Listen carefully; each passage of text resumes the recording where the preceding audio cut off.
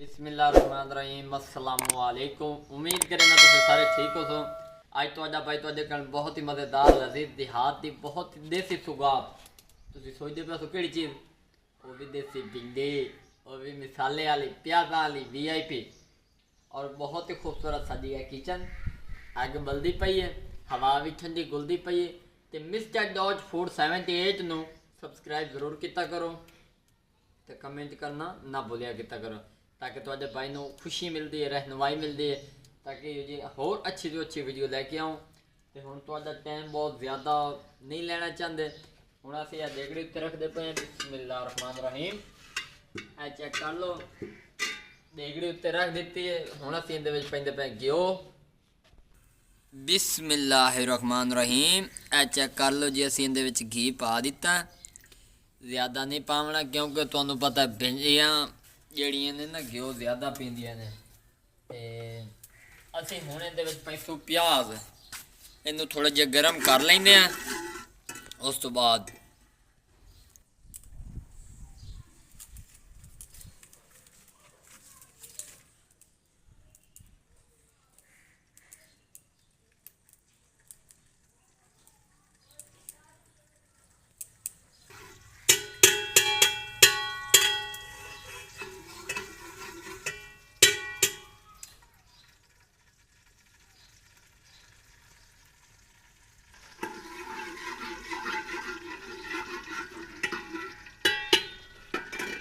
अल्हम्दुलिल्लाह जी घ्यो साडा गर्म हो चुका है। प्याज पेंदे पे बिस्मिल्लाहिर्रहमानिर्रहीम 1 किलो प्याज ते 1 पाव के बराबर मिर्चा असी वो पा दित्तियां ने।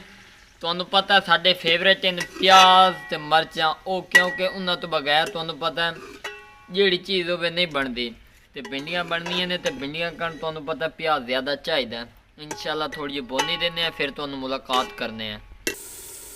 अल्हम्दुलिल्लाह जी आ चेक कर लो, बहुत ही खूबसूरत अग बलदी पई है। डंडिया का इस्तेमाल किया है और ए साडे प्याज वेखो बोनी लगन लग गई है। बहुत सोहनी इहदी शक्ल नज़र आती पई है। माशाअल्लाह सुभान अल्लाह जी।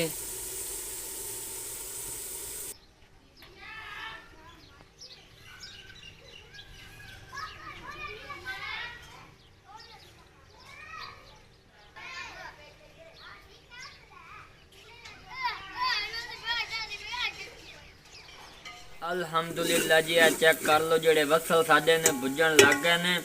ते असीं आख्या उन्नी देर च बुझदे रस नाल एक टमाटर पैंदे पे। बिस्मिल्लाहिर्रहमानिर्रहीम इन्हूं मिक्स कर लैने आ विच। आ चेक कर लो, बोनी चंगी उसी ते भिंडियां चंगियां बन सने तुहानूं भी पता होना चाहिए। हुण असीं इहदे विच दूजे मसाले पैंदे पे नाल नाल ओही तुहानूं विखाइने आ। आधा चम्मच लाल मिर्च का पाउडर जाएगा इहदे विच बिस्मिल्लाहिर्रहमानिर्रहीम। उस तो बाद आधा चम्मच इहदे विच हल्दी का पाउडर जाएगा। ए चेक कर लो जी। उस तो बाद खुश्क धनिया का पाउडर जाएगा 1 चम्मच। जेड़ी जेड़ी मिकदार के मुताबिक दस रहे हैं तुम इहो इस्तेमाल करना है। उस तो बाद नमक जाएगा 1 चम्मच नमक जाएगा बिस्मिल्लाहिर्रहमानिर्रहीम। उस तो बाद आधा चम्मच गरम मसाले का पाउडर जाएगा।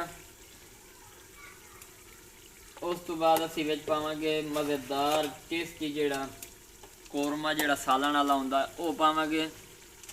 आ चेक कर लो जी, थोड़ा जिहा असी ये पा दिता ते थोड़ा जिहा विच बिरयानी मसाला पा देने ज़ायका विच चंगा आ जासी।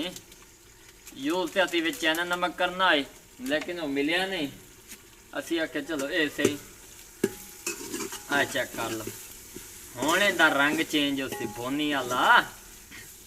इन्हों भुन के उस तो बाद असी तुहाडे नाल मिलने हैं।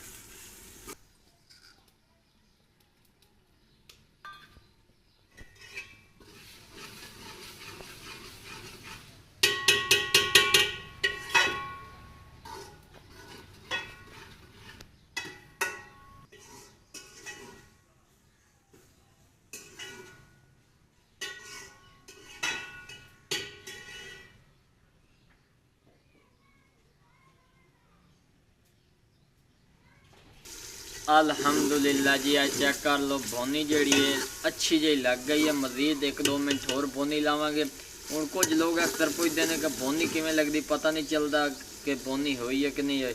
जदों इहदे उत्ते घी का नितार आ जाए ना इस तरह, समझो तुहाडी भोनी लग चुकी है। तो मज़ीद 1-2 मिनट होर भोनी लैंदे हैं, मिर्चां दा साह मार के उस तो बाद विखाइंदे हैं। अल्हम्दुलिल्लाह जी, भिंडियां जिहड़ियां ने असीं विच पा रहे हैं। बिस्मिल्लाहिर्रहमानिर्रहीम। आधा किलो भिंडियां असीं इहदे विच पा दित्तियां ने।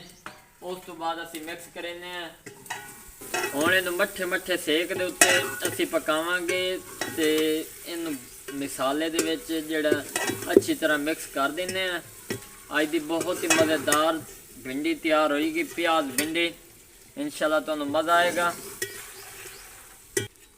इहदे विच तुसां कोशिश ये करना, अहम पॉइंट जिहड़ा ना तुहानूं दस देवां कि तुसां जिहड़ी भिंडियां तैयार करनियां ने, इहदे विच पानी जिहड़ा शुरू तो जिहले भोनी लगनी प्याज़ां दी, उसले इ'यां समझो अद्धे कप तो थोड़ा जिहा पानी पा देवना, ताकि प्याज़ां दे नाल भोनी लग जासी ते थोड़ी जी गरीबी दे तौर ते पानी बच जासी ते भिंडियां उसे ही तैयार हो जाएंगी। अगर तुसीं ये दोबारा पाओगे तो लेस जी छोड़न लग जाएंगे, तो फिर खाण दा मज़ा नहीं आना।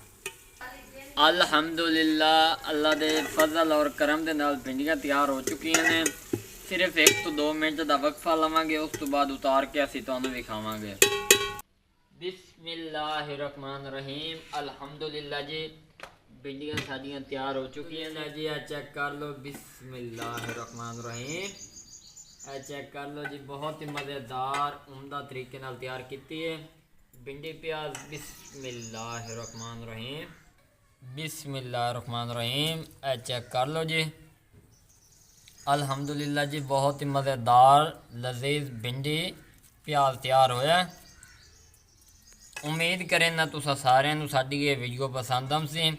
अगर पसंद आ जाए तो चैनल ਨੂੰ सबसक्राइब लाइक शेयर ज़रूर कर दिता करो। ये तुहाडी तरफों साडे कोल प्यार होंदा। ए चेक कर लो जी। अल्हम्दुलिल्लाह जी, बहुत ही मज़ेदार भिंडी तैयार हुई है। अगर वीडियो पसंद आ जाए चैनल को सबसक्राइब लाइक शेयर ज़रूर कर दिया। दुआओं याद रखिए। तब तक के लिए इजाज़त चाहते हैं। अल्लाह हाफिज़।